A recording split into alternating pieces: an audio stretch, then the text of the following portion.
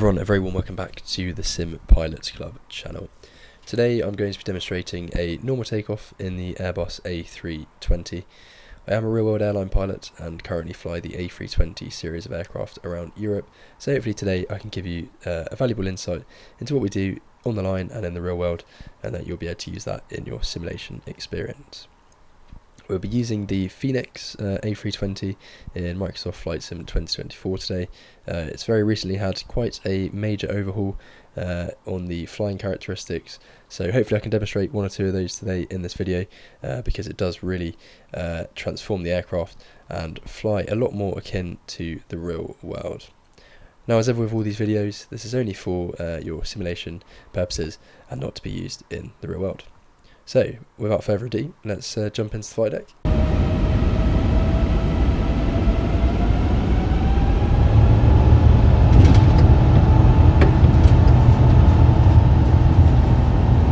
So we're currently sat on runway 36 left out of Amsterdam. It's a really long runway here, around I think just shy of 4,000 metres, so lots of ample space and a good place to practice our technique. Now, we're assuming that the aircraft is fully configured and ready to commence takeoff, and all the checklists are complete. Now, a few things to note during the takeoff roll. Firstly, very importantly, starting with our V-speeds here. I won't bore you with what they mean, as I'm sure you're already aware. As we accelerate down the runway, these are actually going to be denoted on the speed tape here. V1, 151, that's going to be a blue 1. VR, our rotate speed, that's going to be a blue circle, and V2, 153, that's going to be in a magenta triangle, all which will become apparent as we accelerate down the runway. Now, while we're looking at the PFD, I can show you what we do with the actual side stick as we commence our takeoff roll. Now, for a normal takeoff, you're going to actually push the side stick forward and select around half nose forward. If it was a very strong tailwind or a crosswind, then you'd go side stick fully forward, but just for today's takeoff, around halfway, which is there. Now, as we approach 80 knots on the speed tape, we're actually going to neutralise that forward pressure, and we want to be neutral by 100 knots. Also importantly, we have our FMAs at the top here. When we select the thrust, which I'll talk about in a moment, we're actually going to expect to see some FMAs here. So, depending on the thrust lever position, today we'll be doing a flex takeoff up to a flex of 66 degrees. So when we select the appropriate gate of flex MCT, we're actually going to expect up here to see man flex 66. Here, we expect to see SRS. Occasionally you will see runway here, but you might not. And here we're going to expect to see auto thrust blue.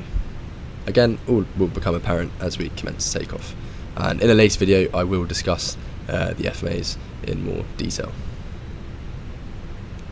So, as I mentioned, we've got the thrust levers here. Initially we're going to stabilise the engines at 50% because we're in a CFM56 fitted aircraft.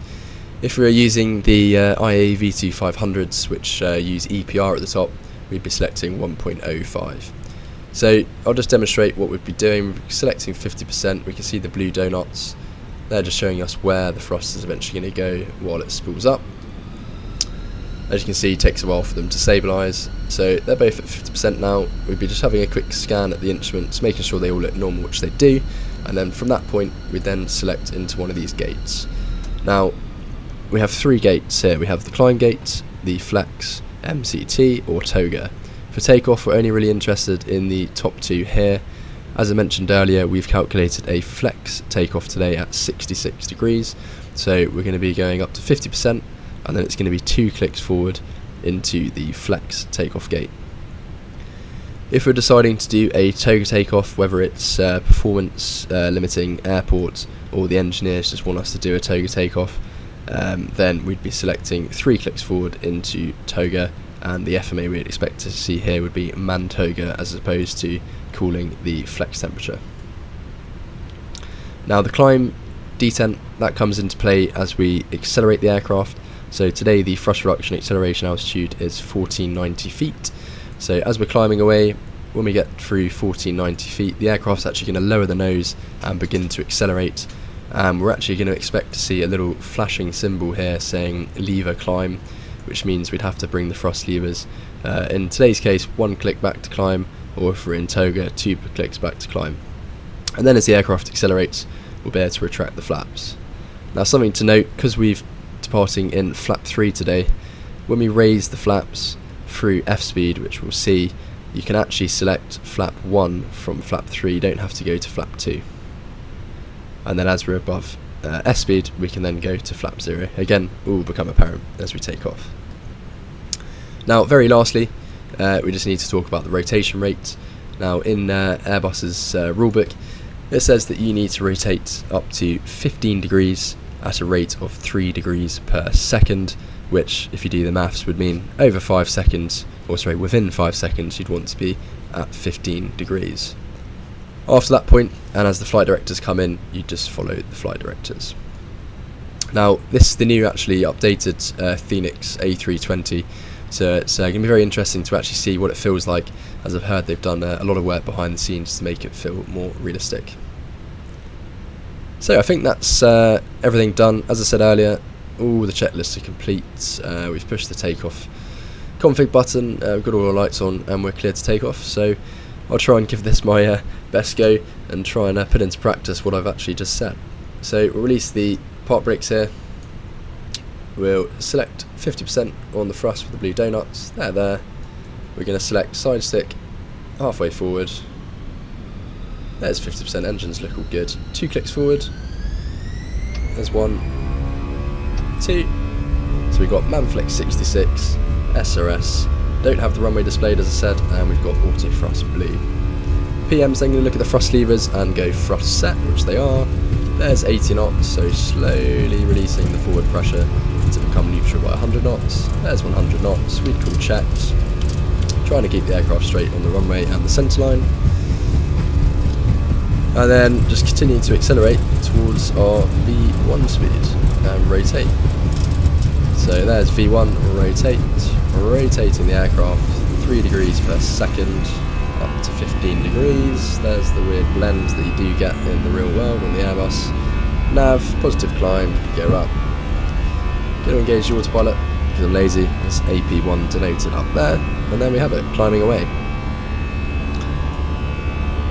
And now the next event, as I discussed earlier, is going to be 1490. So that's when the aircraft's going to lower the nose, accelerate, and we can begin to retract the flaps.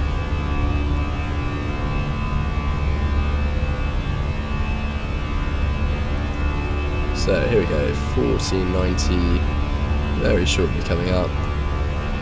There it is, we've got lever climb flashing at us, so that means we're just going to bring the thrust levers back towards the climb. So then we've got thrust climb, climb, auto thrust. We're accelerating, and above F speed we can select flap 1. There's flaps 1. And then when we're above S speed we can then select flaps 0.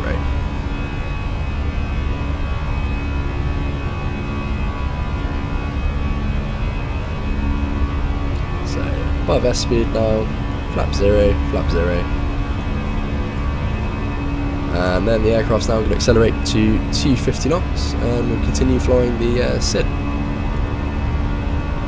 Now after the PM has selected flap 0, they have a little scan where they'll disarm the ground spoilers. Have a look here, make sure that the landing gear is selected up, and then coming up here, turning off the landing lights, the turn-offs and the taxi, those lights. And there you have it. Now, depending on airline procedure, some airlines would have an after takeoff climb checklist. That normally is just making sure that the landing gear's up. Check the ECAM here, so if the landing lights were still out, if I just very quickly show you, you'd actually see that displayed here, so it might just be a reminder for you to retract the landing lights if you forgot. So there we go, landing lights there, so be landing gear up, ECAM, oh, having a look, we forgot the landing lights, so you just stow those. And that's it, climbing away. Now, I thought I'd just very quickly touch on and try and demonstrate again if I can.